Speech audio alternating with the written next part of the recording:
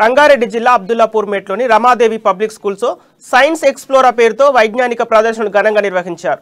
ఈ కార్యక్రమాన్ని పాఠశాల పూర్వ విద్యార్థి ఈటీవీ భారత డైరెక్టర్ బృహతి ప్రారంభించారు. సుమారు 600 మంది విద్యార్థులు ఈ వైజ్ఞానిక ప్రదర్శనలో పాల్గొన్నారు.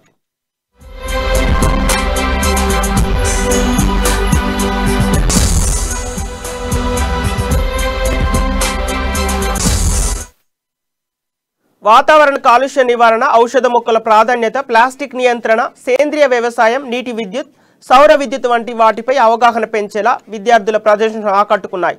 ఇలాంటి ప్రదర్శనల వల్ల విద్యార్థుల్లో ఉన్న సృజనాత్మకత వెలికి తీయడంతో పాటు భవిష్యత్తులో నూతన ఆవిష్కరణలు చేయడానికి దోహదపడతాయని పాఠశాల వైస్ ప్రిన్సిపల్ కమర్ సుల్తానా తెలిపారు. ఈ కార్యక్రమంలో పాఠశాల కోఆర్డినేటర్లు, రమాదేవి ట్రస్టీ రవిచంద్రశేఖర్, పాఠశాల సిబ్బంది తదితరులు పాల్గొన్నారు.